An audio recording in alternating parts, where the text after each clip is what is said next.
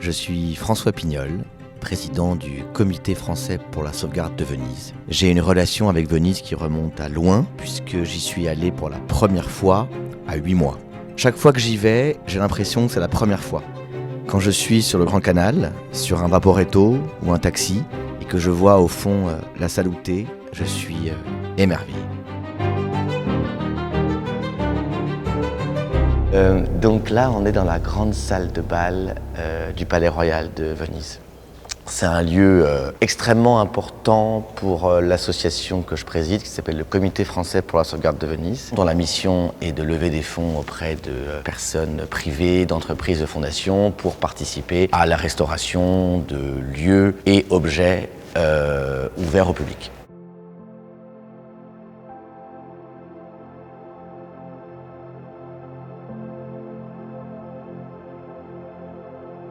Cette grande salle de bal assez majestueuse fait partie donc du Palais Royal de Venise. C'est un ensemble de 25 pièces décoratives du 19e siècle. Ce qui fait sa singularité, c'est que le Palais Royal de Venise a été un ensemble de pièces complètement oublié. Il a été construit à l'initiative de Napoléon. Par la suite, ce palais royal est occupé par les différentes familles royales et impériales, les Habsbourg et les Savoie. Et dans les Habsbourg, évidemment, il y a Sissi. C'est vraiment un lieu du pouvoir à Venise, sauf que après la guerre, ce palais royal est complètement oublié des radars. Il est morcelé. Une partie des salles, comme cette salle de bal, sont occupées par des administrations. Donc ce palais royal disparaît de l'histoire collective jusqu'au début des années 2000, grâce à une personne, Jérôme Ziznis, qui malheureusement nous a quittés l'année dernière, fraîchement élu président de ce comité français pour la sauvegarde de Venise. Jérôme arrive à convaincre les autorités culturelles jusqu'au plus haut niveau de l'État qu'il faut libérer les lieux pour pouvoir permettre une restauration de l'ensemble de ces 25 pièces jamais vues par le public. Et c'est vraiment grâce à sa détermination sans faille que le comité a trouvé des mécènes pour restaurer chacune des 25 pièces et qui ont pu, au fur et à mesure, être intégrées au parcours muséal du musée Correr. Je dirais ce qui fait la singularité de ce projet, c'est que ça a été non seulement une restauration, une réhabilitation, mais au-delà de ça, offrir à la ville un ensemble de pièces qui n'avaient jamais été vues, c'est assez unique. C'est vrai que j'aime particulièrement cette grande salle de bal majestueuse. Et j'adore l'idée d'imaginer Sissi et toute la cour se mêlant à la société vénitienne. Là, ici, commence l'ensemble des 25 pièces qui, avant le projet de restauration entrepris par le Comité français pour la sauvegarde de Venise et ses mécènes, n'étaient pas ouverts au public.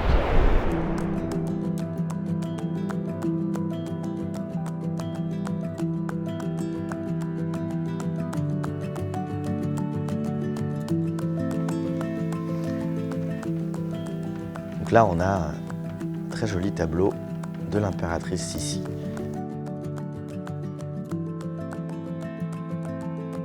Ah, ça, c'est une pièce que j'adore, le boudoir de l'impératrice. Je trouve que les détails des décors, des murs et des plafonds sont absolument ravissants.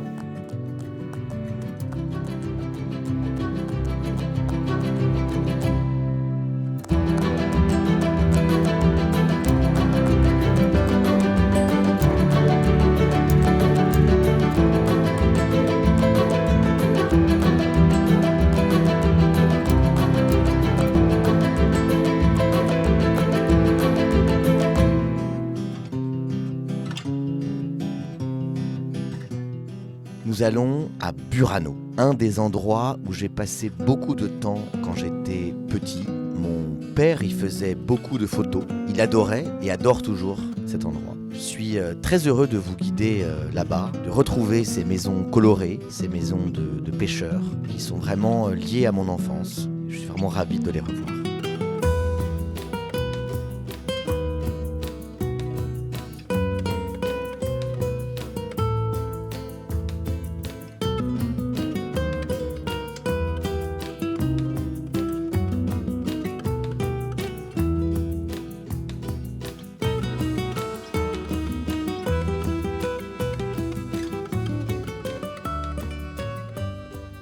c'est vrai que les maisons sont quand même globalement dans un...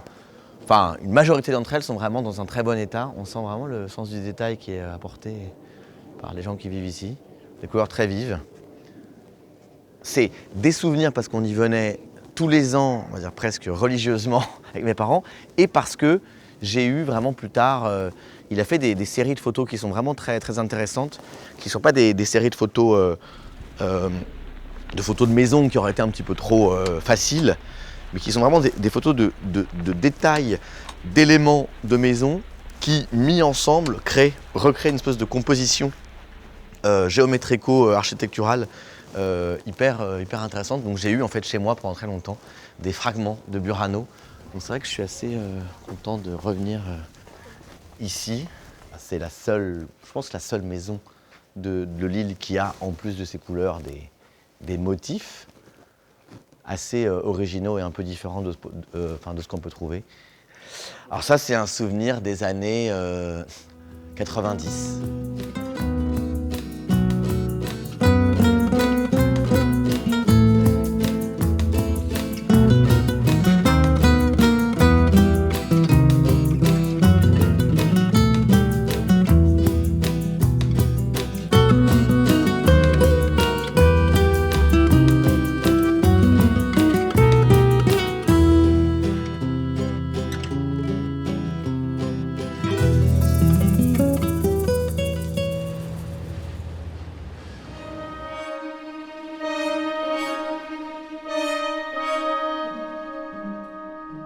Nous sommes sur le pont de l'Académie. C'est un pont que tous les gens qui habitent à Venise ou les touristes empruntent. C'est l'un des 4 ponts qui traversent le Grand Canal. Et c'est pour moi, au milieu de ce pont, je pense, l'endroit que je préfère le plus à Venise. Et à chaque fois, je m'arrête, même une petite seconde, en plein milieu, pour voir d'un côté le coude du Grand Canal et de l'autre la Salute. Je ne sais pas trop pourquoi, mais ce pont représente l'apothéose de la beauté vénitienne. C'est un pont qu'on emprunte énormément, donc le pont de l'Académie, le seul pont en bois. Mais au-delà de ça, je trouve qu'il y a une espèce de majesté où on voit le Grand Canal des deux côtés.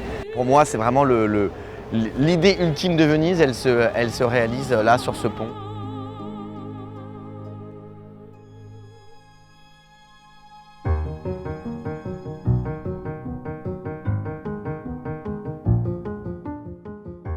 On a tous des souvenirs d'enfance et on ne sait pas toujours pourquoi certaines choses restent ou pas.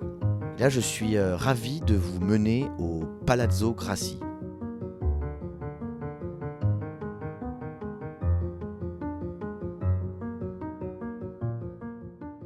Le Palazzo Grassi, c'est aujourd'hui un lieu d'exposition très important d'art contemporain. C'est d'ailleurs le premier musée ouvert par François Pinault pour abriter à la fois ses collections et des expositions d'artistes majeurs. Je suis venu ici parce que j'y ai un de mes premiers souvenirs conscients d'exposition dans un musée.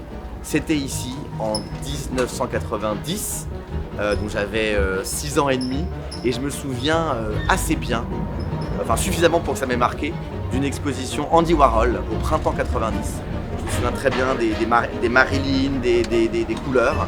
C'est un lieu hyper important à Venise et qui fait vraiment le trait d'union entre les différentes facettes de Venise.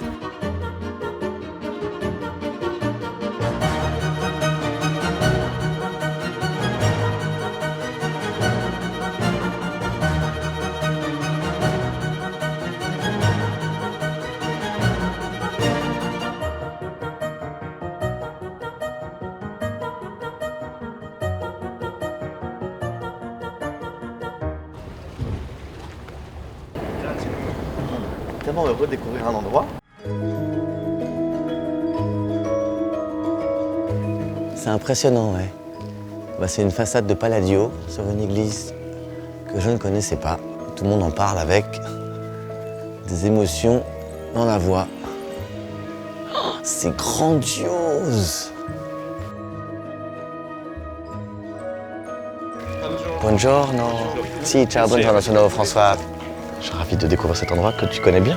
Nous sommes avec Anna de Benedetti, historienne de l'art, qui a très gentiment accepté de rejoindre le comité français pour la sauvegarde de Venise en tant que membre du comité scientifique. Un tritico bellissimo. Là, on est 15e, Bellini, on est 15e et Véronèse, on est 16e.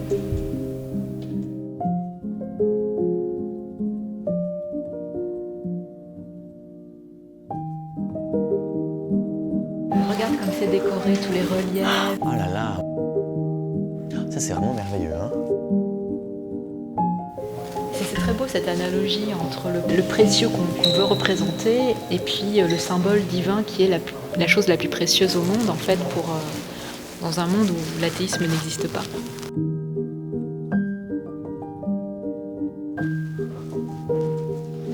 Et Bellini, en fait, il est considéré comme l'inventeur du paysage à la vénitienne.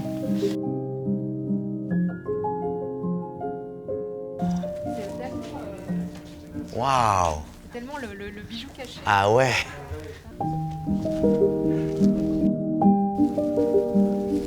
Quanti chioschi ci sono in totale? Erano 4. adesso sono 2,5. 2,5, ok.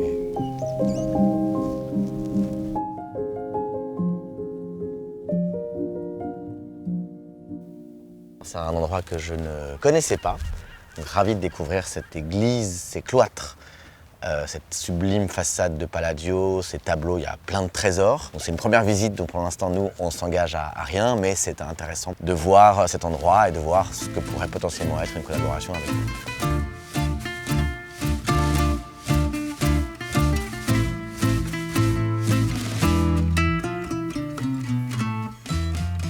Sorbetto al limone, Si.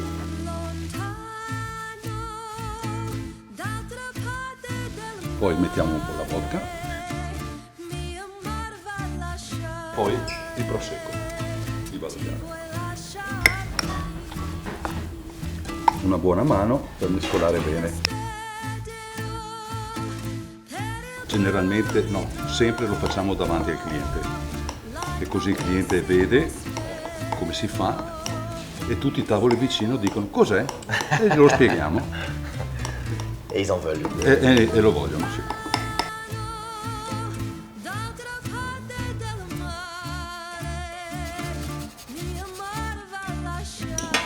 Si beve. Si beve. Ecco qui. Ecco qui, La eccolo. si beve. Grazie. Prego.